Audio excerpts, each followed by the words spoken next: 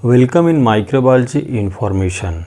आज हम लोग इस वीडियो लेक्चर में टाइफाइड फीवर के बारे में जानेंगे, जिसको कि हम लोग एंटेरिक फीवर भी कहते हैं।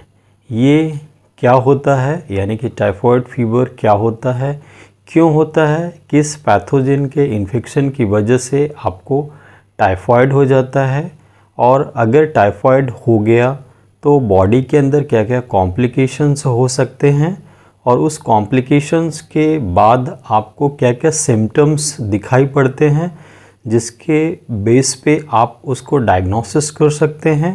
और अगर डायग्नोसिस अगर आप क्लिनिकल करेंगे यानी कि पैथोलॉजिकल टेस्ट करेंगे, तो क्या क्या डायग्नोसिस के ऑप्शंस हैं टाइफाइड फीवर को डायग्नोस करने के लिए, ये सब आज हम इस लेक्चर्स में डिस्कस करेंगे। और अगर डायग्नोसिस हो गया तो ट्रीटमेंट क्या अवेलेबल है टाइफाइड फीवर के लिए, और ट्रीटमेंट के बाद इस डिजीज़ से किस तरह से आप बच सकते हैं, यानी कि क्या प्रोफाइलेक्सिस हो सकते हैं कि ये टाइफाइड फीवर यानी कि एंटेरिक फीवर आपको ना हो। हम लोग ये भी जानेंगे क्या इसके लिए कोई वैक्सीन अवेलेबल है, अगर वैक्सीन अवेलेबल है तो वो कितना इफ़ेक्टिव है, क्या उसको लेने के बाद हम इस डिजीज़ से बच सकते हैं। तो ये ढेर सारी जानकारी आज हम लोग इस वीडियो लेक्चर्स में डिस्कस करेंगे, और पूरी इन्फॉर्मेशन के लिए आप लास्ट तक इस लेक्चर के साथ बने रहिए। Typhoid fever. Typhoid is caused by salmonella typhi. World wide अगर इसका प्रिवेलेंस देखें तो approx 27 million population are infected every year by salmonella typhi. This disease is most commonly found in India, south east Asia, Africa, south America and many other developing country. Typhoid जो है वो develop country में आपको कम दिखेगा, और developing country यानी कि poor country में ज़्यादा दिखता है ये केसेस।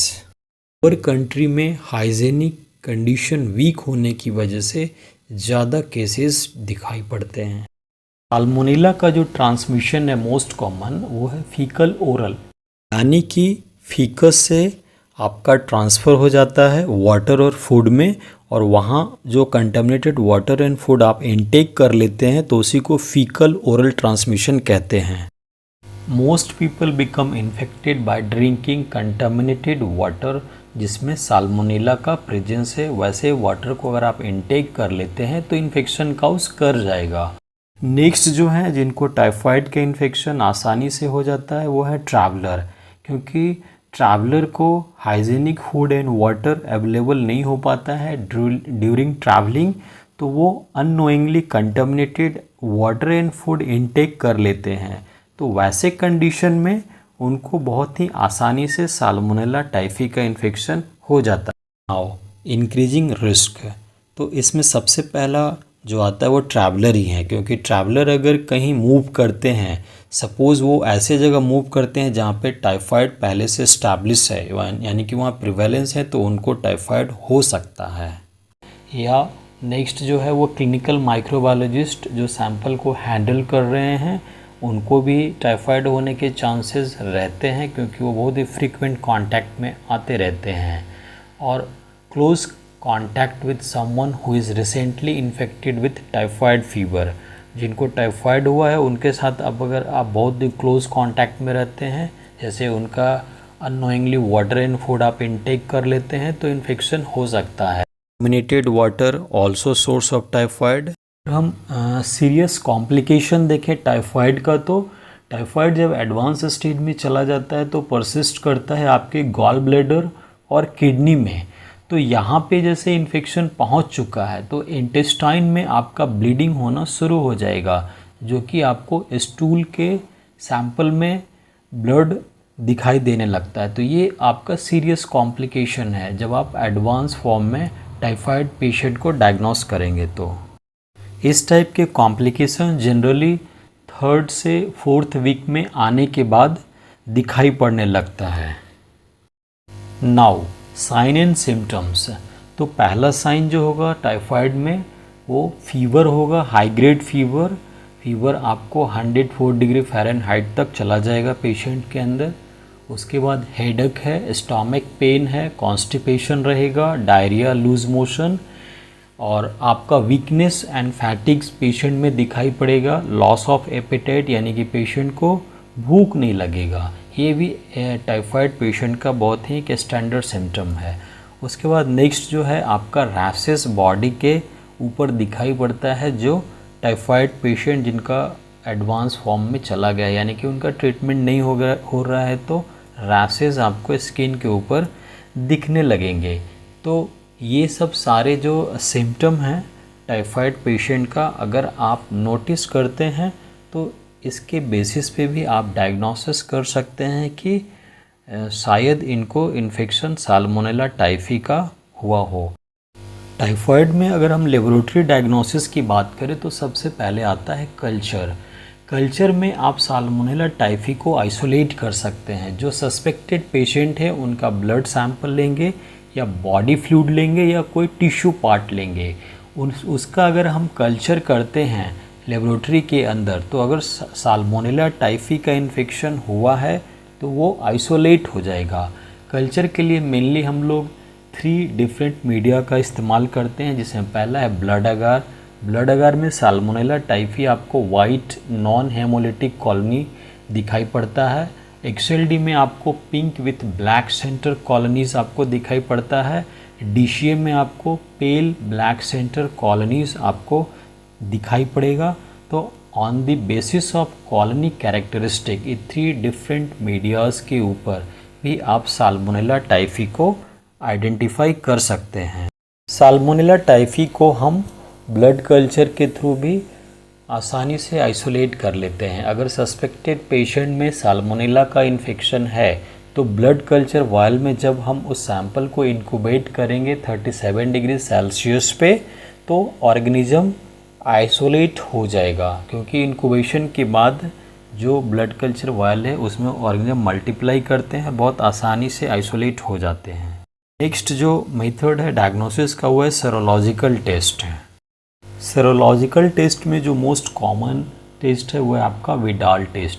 विडाल में हम लोग साल्मोनेला टाइफी और साल्मोनेला पाराटाइफी को आइडेंटिफाई करते हैं on the basis of antibodies titre against the specific O antigen और H एंटीजन।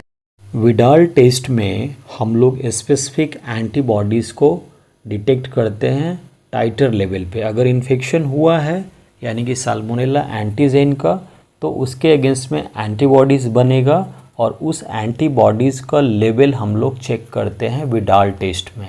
अगर सिग्निफिकेंट टाइटर आ रहा है तो पेशेंट को हम लोग रिपोर्ट पॉजिटिव करेंगे और सिग्निफिकेंट टाइटर नहीं है तो नेगेटिव रिपोर्ट करते हैं। ऑन द बेसिस ऑफ टाइटर भी आप डायग्नोसिस कर सकते हैं। विडाल टेस्ट को हम इस एक टेबल के फॉर्म में समझने की कोशिश करेंगे। तो पहला आप देख रहे हैं ऊपर में टाइटर मेंशन किया गया है 1:20, 1:40, 1:80, 1:160 एंड 1:320।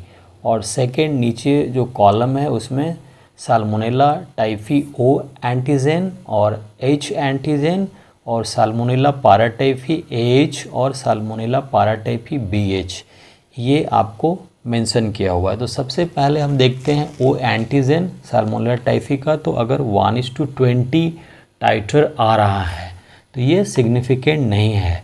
1:40 भी सिग्निफिकेंट नहीं है। 1:80 अगर साल्मोनेला टाइफी O का आता है तो इसको हम लोग सिग्निफिकेंट टाइटर कहते हैं। उसी तरह साल्मोनेला टाइफी का H एंटीजन 120, 1:40 और 1:80 तक अगर साल्मोनेला टाइफी का H एंटीजन आता है तो नॉन सिग्निफिकेंट ही माना जाता है। 160 यानी 1:160 टाइटर अगर S टाइफी का आ रहा है H एंटीजन तो सिग्निफिकेंट माना जाता है। यानी कि साल्मोनेला टाइफी का जो आपका O और H एंटीजन है मोर देन 1:80 अगर टाइटर आ रहा है तो सिग्निफिकेंट माना जाएगा। और अगर हमारा साल्मोनेला एस पैराटाइफी का हम देखें तो एज एंटीजन 120, 1:40 नॉन सिग्निफिकेंट है, 1:80। साल्मोनेला पैराटाइफी का बी एंटीजन भी अगर 1:80 और उससे ज़्यादा आ रहा है तो सिग्निफिकेंट टाइटर माना जाता है।